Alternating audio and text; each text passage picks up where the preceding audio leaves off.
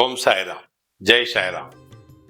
அன்பு சாய் சொந்தங்களே, அருமை பாபாவின் பந்தங்களே, நீங்களும் உங்கள் அன்பு பிள்ளைகளும் வளமாக, நலமாக, ஆரோக்கியமாக வாழ உங்களை வாழ்த்துகிறேன். உங்களுக்காக எல்லாம் வல்ல சத்குரு சாயப்பாவிடத்தில் பிரார்த்தனை செய்கிறேன்.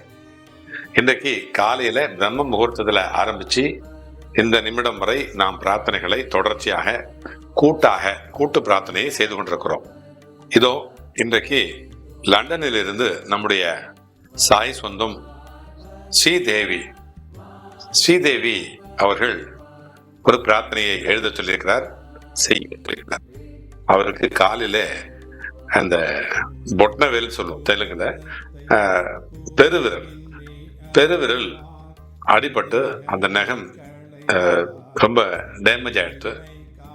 அதை சரி பண்ணணும்னு சொல்லியிருக்காங்க. அடுத்து இன்னும் ஒரு பெரிய ஒரு பட்டியலே கொடுத்துருக்குறாங்க அவங்க பிரார்த்தனையில.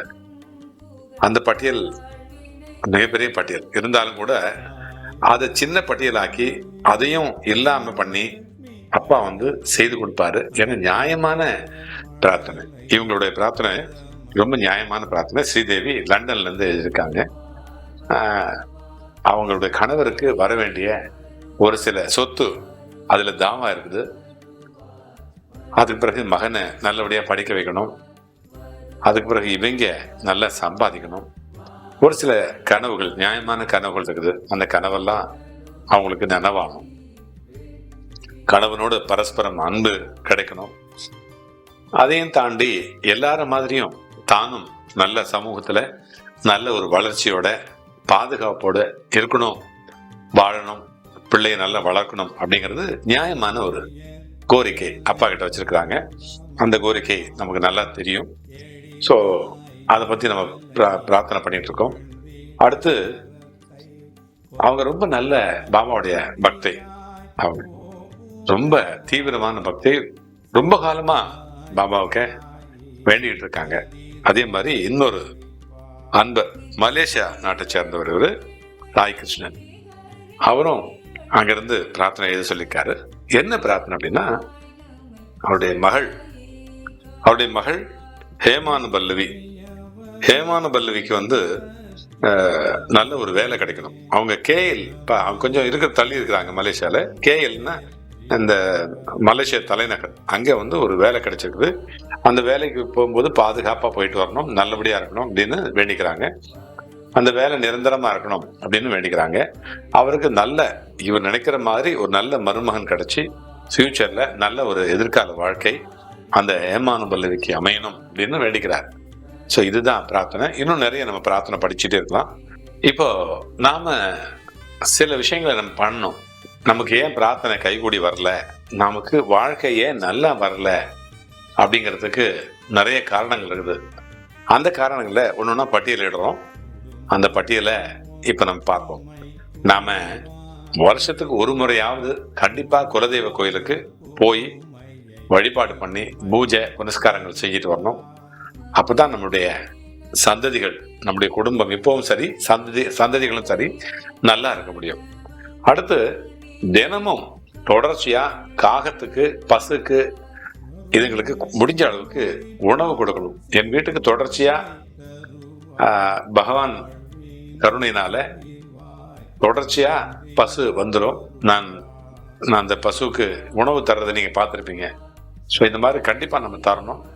அடுத்து பணத்தை எப்பவுமே இடது கையினுடைய மார்பின் பையில வைக்கணும். இப்ப பாருங்க, இந்த மாதிரி இடது கை மார்பினுடைய இந்த பாக்கெட்ல தான் பணத்தை வைக்கணும். இங்கே வைக்க கூடாது, கீழே வைக்க கூடாது, எங்கேயும் வைக்க கூடாது. அதுதான் சொல்றாங்க. அடுத்து பூஜை பண்றோம் இல்லையா, அதுல தொடர்ச்சியா அன்றாட தேவைக்கு மனமுள்ள மலர்களை மட்டும்தான், வாசமுள்ள மலர்களை மட்டும்தான் பயன்படுத்தணும். இந்த கனகாம்பரம், அப்புறம் வாடாமல்லி, இந்த மாதிரி வாசம் இல்லாத மலர்களை பாபாவுக்கு சூட்டுறதை தவிர்க்கணும். அடுத்து மக நட்சத்திரம் அன்னைக்கு எருமை மாட்டுக்கு அகத்திக்கீரை கொடுத்து அந்த உணவா கொடுத்தோம்னா மரண பயம் விலகும். மரண பயம் விலகத்துக்கு மக நட்சத்திரத்தன்னைக்கு எருமைக்கு அகத்திக்கீரை கொடுத்தோம்னா மரண பயம் இல்லாம இருக்கும். நோய்வாய்ப்பட்டிருக்கும் பொழுது பயத்திலேயே உளருவாங்க, ஏதாவது பண்ணிட்டு பினாத்திக்கிட்டே இருப்பாங்க. அவங்களுக்கு இந்த மாதிரி செஞ்சால் அவங்க கையில இருந்து வாங்கிட்டு போன்னு இந்த பசு கொடுத்தா ரொம்ப நல்லது, பசுக்களை, எருமைக்கு. அடுத்து லுங்கி, கைலி இதெல்லாம் நாம் வேர் பண்ணிக்கூடாது, அணியக்கூடாது. வேஷ்டி தான் ரொம்ப நல்லது. நல மகாராஜா தமயந்தியினுடைய அந்த பாதி சேலைய லுங்கி மாதிரி, எப்படி நல மகாராஜா அவருடைய மனைவி தமயந்தியினுடைய பாதி சேலைய அணிஞ்சதுனால அது கைலியா மாறிடுச்சு. அதனால பட்ட கஷ்டம் கதையா வந்தது நமக்கு தெரியும். அது மாதிரி பண்ணக்கூடாது. அடுத்து நம்ம வெளியில போகும்போது டாட்டா காட்டுறோம் இல்லையா, அது காட்டக்கூடாது. டாட்டா காமிக்காம தெய்வத்தினுடைய பேரை சொல்லி கைகூப்பி வணக்கம் சொல்லணும். இப்போ நம்ம வெளியில போறோம், இப்போ நம்ம வெளியில போகும்போது சாய்ராம் அப்படி சொல்லுங்களேன், இவ்வளவு அழகா இருக்கும். டாட்டா அப்படி காட்டணும்னு வச்சுங்களேன், அது வேற மாதிரி இருக்கும். அதனாலதான் சொல்றேன். அப்புறம் புதுசா சட்டைங்களை வாங்கும்போது, துணிங்களை வாங்கும்போது, நம்ம அணியும் போது, புடவையா இருந்தாலும் சரி, எதுவாக இருந்தாலும் சரி, குங்குமத்தை வச்சுட்டு வெண்தாமரை வச்சு பூஜை செஞ்சோம்னா ரொம்ப சிறப்பு. நமக்கு நிறைய சட்டை துணி சேர்ந்துக்கிட்டே இருக்கும், புடவை சேர்ந்துக்கிட்டே இருக்கும்.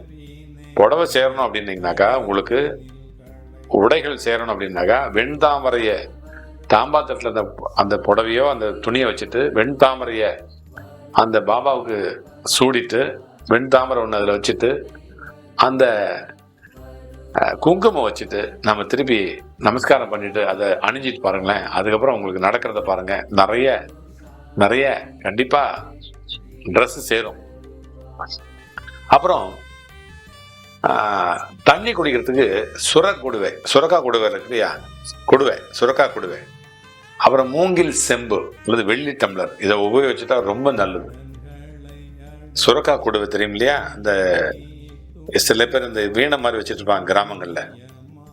அந்த மாதிரி சுரக்காய அது உள்ள இருக்கிறதெல்லாம் எடுத்துட்டோம்னா குடுவை ஆகும். அதுல நம்ம தண்ணீர் பருகக்கூடிய ஒரு பாத்திரமா மாத்திக்கலாம். மூங்கில கட் பண்ணிட்டோம்னா ஒரு பக்கம் அதுல டம்ளர் மாதிரி ஆயிடும், அல்லது வெள்ளி டம்ளர், இதெல்லாம் உபயோகிச்சோம்னா ரொம்ப நல்லது. அதுக்கு அது இப்ப சொல்ல போறீங்க பார்த்தீங்களா, இதுதான் ரொம்ப முக்கியமான விஷயம். மருதாணிய முடிஞ்ச மட்டும் மருதாணிய அதிகமா பயன்படுத்திட்டே இருக்கணும், எப்பவுமே பயன்படுத்தணும். எனக்கு ரொம்ப ஆசை, நானும் அதை செய்யணும், எனக்கு ரொம்ப ஆசை, அதை நான் செய்ய போறேன். ஸோ இந்த மாதிரி நம்ம செஞ்சுட்டு வந்தோம்னா நம்ம வாழ்க்கையில நிறைய விஷயங்களை நம்ம தாண்டி வரலாம், சக்சஸ் நமக்கு கிடைக்கும். சரியா? மீண்டும் அடுத்த ஒரு பதிவில் சந்திப்போம், சிந்திப்போம், செயல்படுவோம், வெற்றி பெறுவோம். வாழ்க வாழ்க வளமுடன், வளர்க நலமுடன். உங்கள் சாய்ராம்ஜி, வண்டலூர் வழித்துணை பாபா கூட்டு பிரார்த்தனை கோபுரத்திலிருந்து. ஜெய் சாய்ராம்.